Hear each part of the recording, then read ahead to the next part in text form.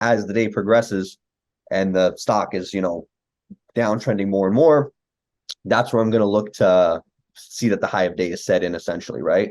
And then I do look at the fundamentals of the penny stocks, I see if there's any dilution out there, if there's any potential dilution, and it doesn't necessarily help you with the timing, but it does help you with the conviction of knowing like, okay, I'm really going to slam this one hard. I don't care if I get stopped out 2, 3 times. I'm just going to keep going because I really feel like it's going to, eventually tank.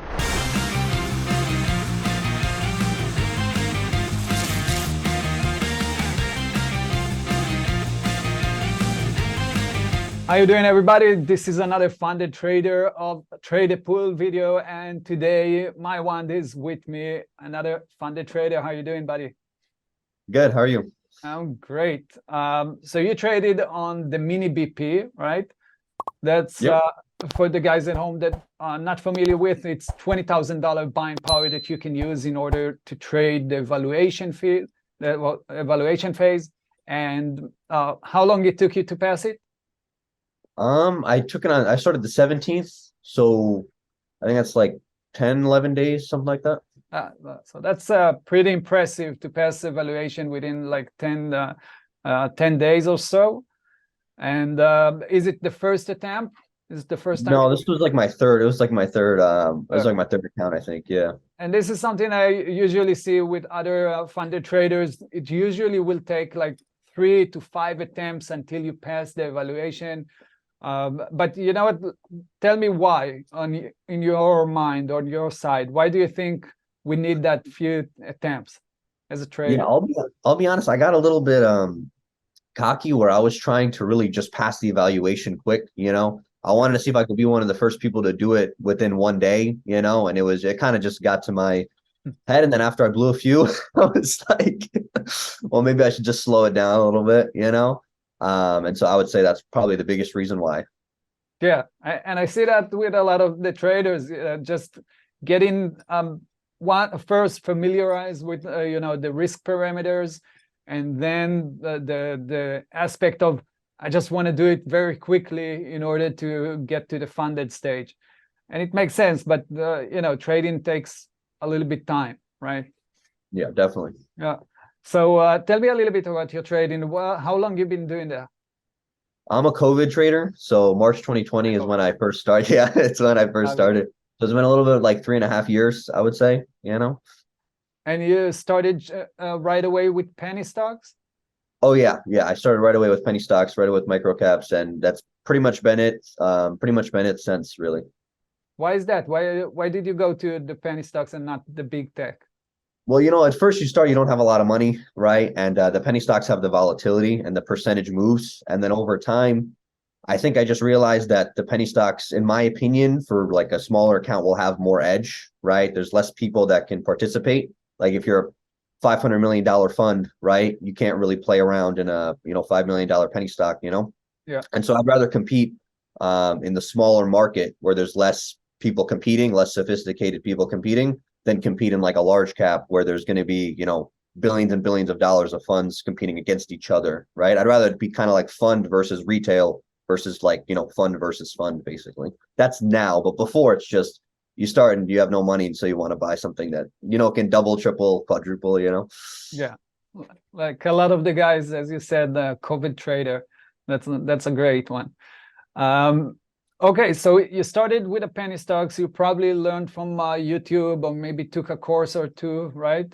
Yeah, definitely. And I did all the courses, yeah. what's that? I did a bunch of the courses, and then I have a bunch of, friends, and if we did courses, we would share with each other, so all the courses or whatever people I've seen and I've done. And I guess because I already know our funded traders that doing that, you go to the news looking for extended move, try to see a major resistance level and short in the top. Yeah, hopefully. Short the top. Hopefully, yeah, hopefully. So let's talk a little bit about that. Why, not why, but how do you define that top, right? Yeah. So So there's going to be a lot of things that I really think about. So what I'm mainly making money with now is, like day one, there's for different names, right? But, day one extension, gap and short, gap and fade, right? I mean, it would be tough. I try to figure out what time frame it's trading on really, you know?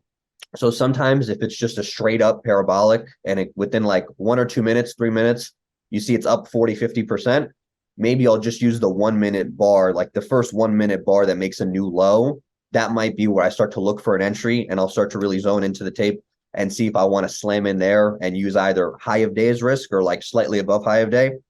And then sometimes, like let's say if it's, if it's going up, going up, going up, right? It might form like a support, and I want it to see breakdown and then retest that support level or that resistance level, right? Where like high of days here, and there's sort of a channel, right? So it'll break down, come back to the bottom of the channel, right?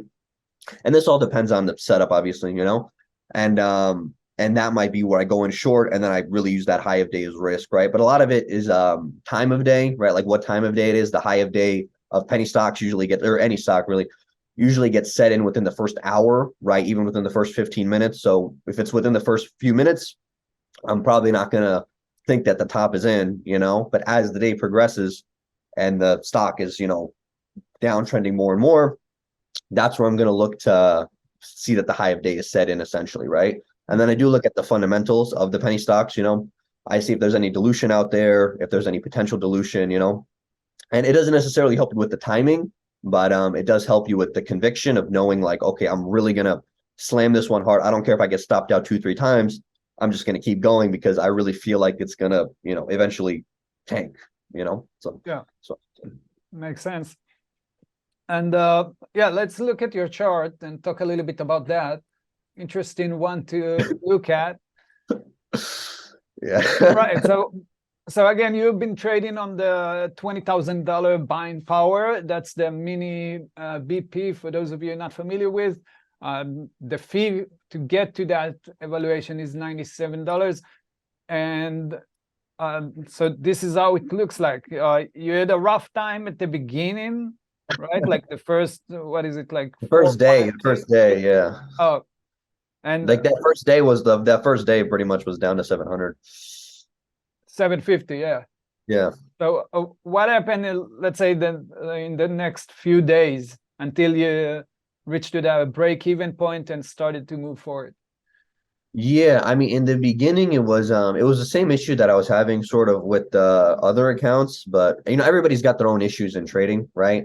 For Yeah, me, it's oversizing, right? And I trade the cheap stocks too, right? So the commission cost is really big, right? So I can't really afford to oversize on a cheap stock, right? And then also overtrade a cheap stock. I'm just churning the commissions. Like if you looked at my commissions, it was like if you looked at it, it was like, really, really high, right? But so, and the first day I was just, I don't know, it was like I was longing stocks that I knew in hindsight and, I should have known in real time were a short, right? I was taking too much size and I was just trading the, random setups, right? I think that's the biggest thing that I really worked on and I stopped doing was I was like, I'm just not going to take any random setups. I'm only going to take setups that I feel like I've seen before and I feel like have, a high probability of working out and the risk reward is good. And so once I did that, you can see it was kind of like it was kind of like a steady trend line growth basically, after that. yeah. You did a nice, very nice higher lows and I then double higher bottom, highs. yeah.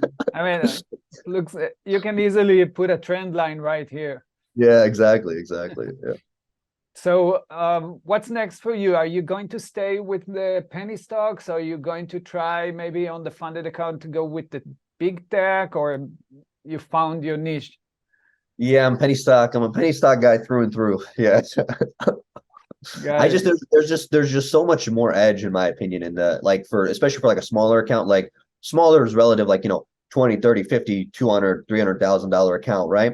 Hmm. I feel like there's a lot more edge with penny stocks because it's just more inefficient market, right? Like there's not as many big players. And like you can see if you look at any major penny stock that's made a big run, 200, 300%, Yeah. where does it end up right after 2, 3 weeks? It usually ends up right back to where it came from, right? So I feel like that's a massive edge in and of itself. You can go longer, you can go short, right? But I feel like there's just a lot of edge there that I don't really see in large caps, but maybe one day. Yeah, a lot of pump and dump. like a classic pump and dump. Exactly. I mean, that's all they really are if you think about more like the vast majority of them, Most of right? them, That's all they no really doubt, are. Yeah. no doubt, no doubt. Alrighty, so let's sum it up with a tip or advice for the guys that sitting at home right now. You know, maybe they trade in the evaluation, maybe they got terminated, or just thinking of joining trade a pool. What do you see the main difference will be between a broker account to trade a pool account and generally? Yeah, I think one of the things that I think is really important about the trade the pool is you get the prop firm risk controls, right? Like it's because I can't tell you how many, penny stock traders, they'll make money for months and months and months, right? And then one day they'll just blow it all. They'll blow everything, right? And I think that's a function of a couple things, right? That's a function of one, their strategy, right? So if you have in what it's called like an add strategy, right? Which is just however much you're down, you just keep adding, right? You're going to be green. I've never done that, but you're going to be green for whatever months and months, and then you're going to blow it all in one day. But with the trade the pool, you're not going to, you can't do that, right? Like you have to have the set risk, you have to have the risk parameters. So if you can make it with the trade the pool, you obviously, in my opinion, have a strategy that is sustainable, So I think that's one thing. And then what was the question again? Is what separates the people that will make it versus not make it? I think that another thing too is a lot of people just kind of trade random setups. Like I think that's like I would rather, this might not make sense, but I would rather consistently lose or train somebody or know somebody that consistently loses, right? Than somebody that just consistently chops around like break even, lose, break even, lose. Because at least if you're consistently losing, you're obviously doing something wrong. You're doing something so wrong. Like if you took the opposite side of your trades, your equity curve would be straight up, right? So the worst thing is just kind of random trading, sizing randomly, right? Like, you might trade $50 risk on one setup and then $200 risk on one setup, but you don't know why. You're just doing that sort of randomly. You don't really have the stats to back it up, right? I would say that's one of the biggest things. And one of the things that I see a lot in the chat too is like, I don't know, I feel like people kind of blame the challenge when they fail, but like it's a hard challenge, but it's not hard because you guys made it hard, right? The challenge is hard because trading is hard, right? Trading is hard. So don't blame the challenge, right? There's nothing, I can promise you, this is one piece of advice. I can promise you there is nothing wrong with the challenge. Okay. There's nothing wrong with the challenge. There's everything wrong with you as the trader, and you just lack the skill as a trader. You're just not good enough to pass, right? So you just have to keep working on it and working on it. And with the trade the pool, you have like you don't look at I have the $300 risk per day, right? I don't have to risk $300 per day. I can risk $50 per day if I'm a new trader and I want to keep this account for a month, risk $30 a day, $50 a day, $100 a day, and slowly work on it, right? But it's a process. It takes time, and just I would say find your market, find your niche, right? Is one of my main pieces of advice, Yeah, that's amazing. Great tips. And I see a lot of the traders, as you said it, a lot of the traders are struggling on different levels, right? And once you complete one level and focus on that and let's say, find your niche, and then have the right risk parameters and enough capital to trade with, then you can actually execute it well and pass the evaluation, obviously, and really make money in the market. Yeah, and I mean, if you think about it, like, so if you think about it, like R units, right? So if you think about it, like, okay, my R is $100, $500, right? It can be tough. Like, you're a newer trader and you have your personal account and your risk is like $10 or $20, right? And you're like, oh man, I'm green 2R today. I'm green $40, right? But what if your R, because you got the ultimate, let's say, is $500, $1,000, right? Then all of a sudden, 1R, 2R, $500, $1,000, that becomes like big money, and you're not really able to get that risk, right? As, like on yourself and the account buying power, right? The way I would think about it, if I were taking the challenge, which I do think about it, people will think, oh, I put $1,000 in and I get, $260,000 worth of buying power, 20-to-1 buying power. I wouldn't think about it like that. I would think about it like I'm putting in $1,200, right?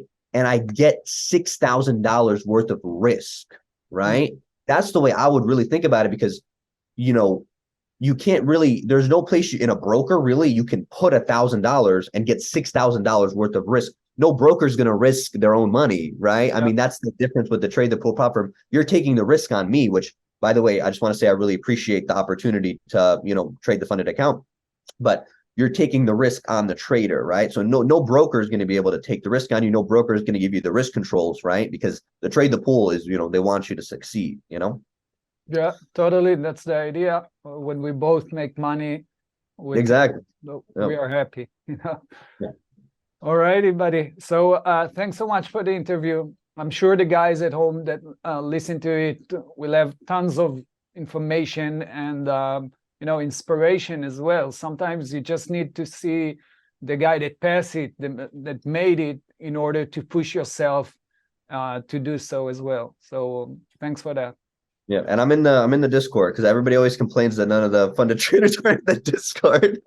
They always complain. So I'm in the Discord. My name is M Lion. If you guys want to talk to me, I'm in there. Okay. That's amazing. Thanks so much.